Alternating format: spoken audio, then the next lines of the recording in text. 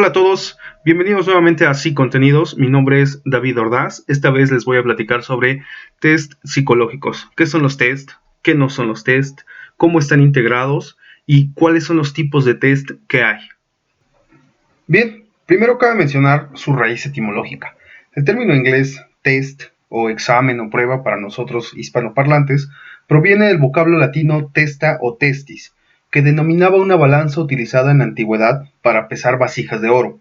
Ahora, de acuerdo con la APA, un test psicológico o prueba o test, como le voy a mencionar de aquí en adelante, es un procedimiento por medio del cual una muestra del comportamiento de un dominio especificado es obtenida y posteriormente puntuada empleando un proceso estandarizado. Esto quiere decir que las pruebas psicológicas se construyen para medir conductas que en ocasiones se pueden o no observar directamente, a través de procesos y procedimientos previamente estandarizados.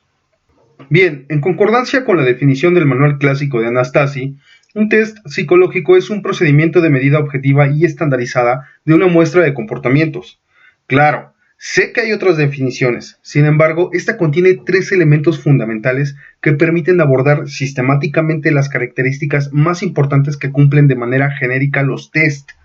Principalmente la medida, mediante el desarrollo y la administración de los test, es o al menos pretende ser objetiva. En este sentido, la objetividad hace referencia a la sustitución del juicio personal basado en criterios subjetivos por un conjunto de normas determinadas y conocidas que permiten obtener e interpretar las puntuaciones de los individuos en igualdad de condiciones.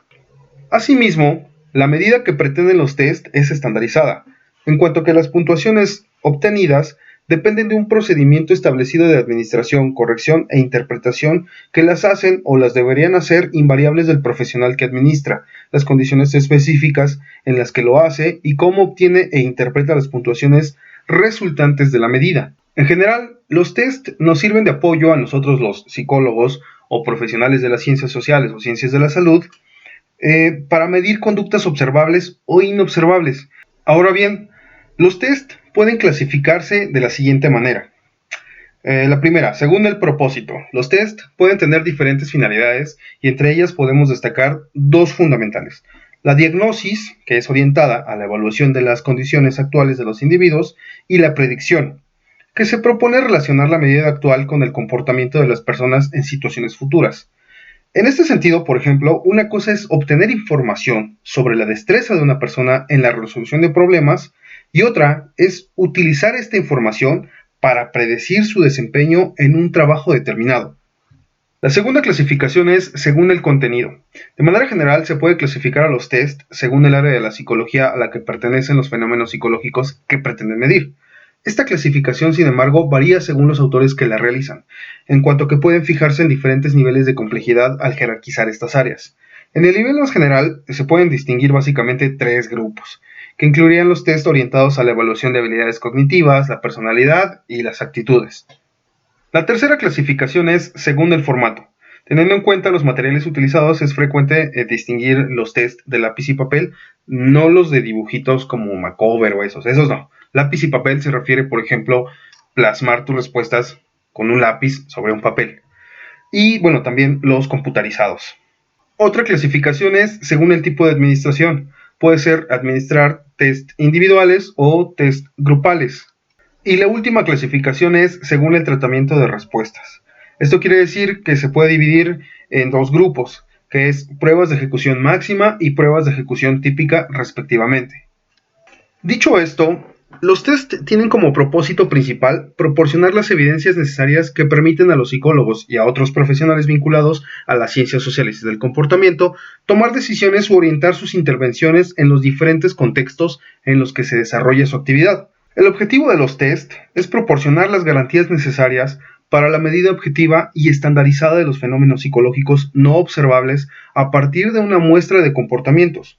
Justo a partir de la objetividad es que surge una afirmación fáctica que es posible de verificar por otros científicos de forma independiente. Es decir, los números utilizados por los test permiten comunicar los resultados de una evaluación con mayor precisión. De este modo, los test proporcionan discriminaciones más sutiles que una clasificación intuitiva.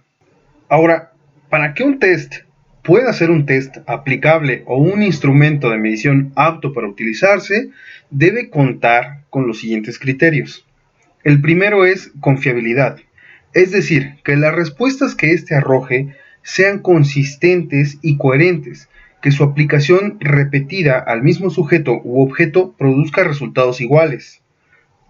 Validez es el grado en el que el instrumento en verdad mide la variable que pretende medir. Objetividad. Esto se refiere al grado en que el instrumento de medición es permeable a la influencia de los sesgos y las tendencias de los investigadores que los administran, califican e interpretan.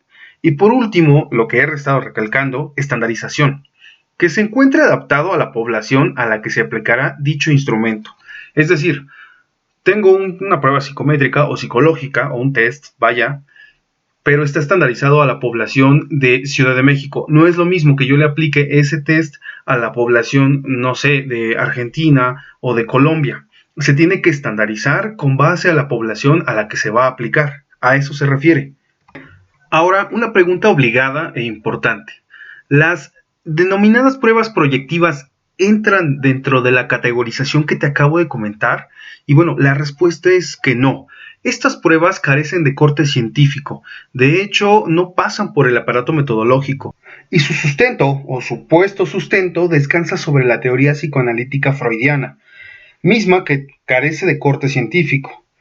Para entender qué es el psicoanálisis o la teoría psicoanalítica freudiana, bueno, te voy a hacer otro video, pero por ahora te puedo decir que eso solo es literatura. De hecho, me parece que le dieron el premio Goethe cuando surgió, pero bueno, lo dejo para otro video. Es una pena que en nuestros días, justo en este nuevo milenio en el que nos encontramos, en la época de la hiperconectividad y demás, se siguen aplicando estas pruebas proyectivas, ya sea para reclutamiento y selección de personal en puestos gubernamentales, para evaluación o como integración de las dichosas baterías psicométricas. Te repito que es una pena porque tienen cero corte científico, es decir, no están sustentadas más que en la percepción del doctor Freud con base a lo que él veía en la clínica. O sea, nada de lo que demuestran, entre comillas, ha pasado por el aparato metodológico. Por ende, no tienen validez, no son válidas. Y bien, bueno, si quieres indagar, échale un ojo al manual del test de la figura humana de Karen McCover, o del test de la persona bajo la lluvia, o del denominado HTP, y te vas a dar cuenta que lo que interpretan hacen mucha referencia al yo, al ello, al principio de placer, a pene, vagina, hostilidad, ese tipo de cosas que descansan sobre la teoría psicoanalítica freudiana. Bien, pues yo creo que lo del psicoanálisis lo dejo para otro video. Espero que te haya gustado lo que son los test psicométricos y la explicación que doy. Adiós.